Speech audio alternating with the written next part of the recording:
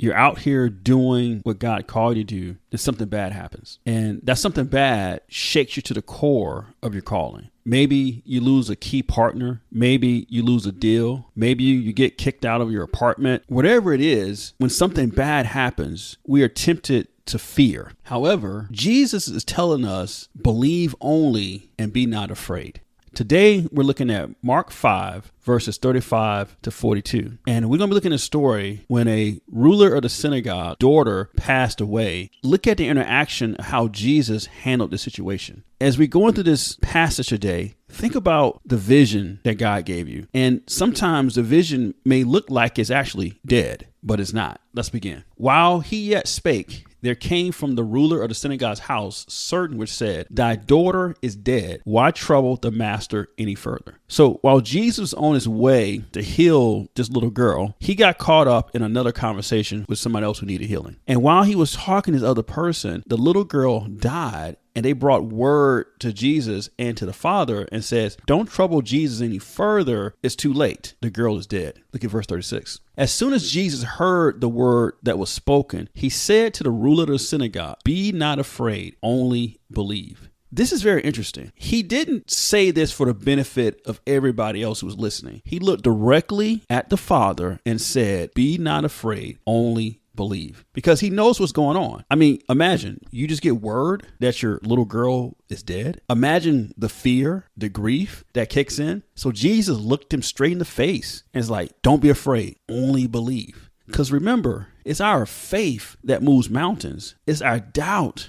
that create failure. When something happens in our vision, something doesn't go the way we want to go, just like this ruler of the synagogue, when something goes wrong in your vision, hear Jesus saying to you, be not afraid, only believe. Because remember, this is what God has called you to do. Let's keep going on. Verse 37. And he suffered no man to follow him, say Peter and James and John, the brother of James. And he come to the house of the ruler of the synagogue and seeth the torment and them that weep and wail greatly. It's interesting that he only took Peter, James, and John. It doesn't really say why he did this, but what I'm inferring here is that he needed people who can believe. He's about to go into a situation that's grievous. There's going to be crying. There's going to be grief. He needs some people that can go with him that's going to have some faith. When you're out here doing the things that God has called you to do, you need to surround yourself with people that can have some faith, because we don't need people that's going to be around us who's going to be afraid. We need people who can do like Jesus said, believe only. Let's get to verse 39. And when he was come in, he said unto them, why makest this ado and weep? The damsel is not dead, but sleepeth. So when you read this text, it looks like Jesus saying the girl is not dead, but she just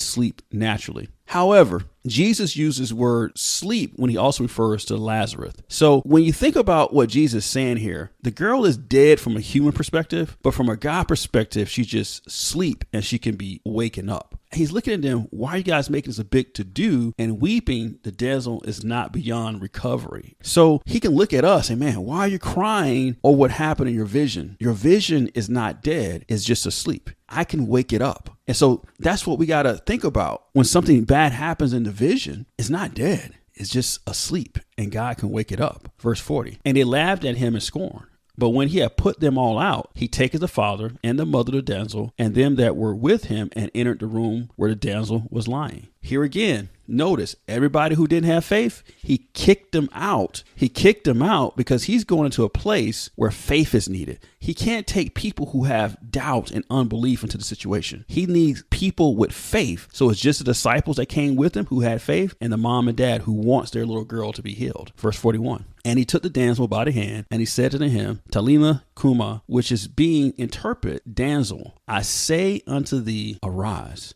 And straightway the damsel rose and walked, for she was of the age of 12 years old. And they were astonished with a great astonishment. This is amazing what Jesus did here. He walks into a situation that's full of grief. He looks around the scene. He kicks everybody out who had doubt and unbelief. And he only took the people that had faith because, like I say, in this situation, you need people who have the faith to actually overcome the situation. And so just one point I really want us to grasp here. We're looking at this story here. Be not afraid and only believe. When something bad happens in the vision, it's not dead. God can resurrect it. God can restore it. God can recover it. and look at the people around you. Surround yourself with people who have faith. Surround yourself with people who believe. Surround yourself with people who can speak life into your vision and not speak death. And this is what we need when we're out here doing the will of God. Because if we're doing the will of God, there's going to be obstacles and things coming against us. There's going to be times it's going to look like the vision is dead. And we got to remember, it's not dead. It's just asleep. God can resurrect this thing. We just got to be not afraid and only believe. Because this is the vision that God has given you. And this is the vision that will be a success. We just have to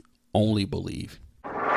That concludes today's daily word, and I pray that it was a blessing to you. Before we wrap up, if the Holy Spirit is speaking to your spirit to partner with Church for Entrepreneurs, go to churchforentrepreneurs.com/partner. And if you want to connect with our ministry more, go to churchforentrepreneurs.com and join our online community. You guys be blessed, and I'll talk to you soon.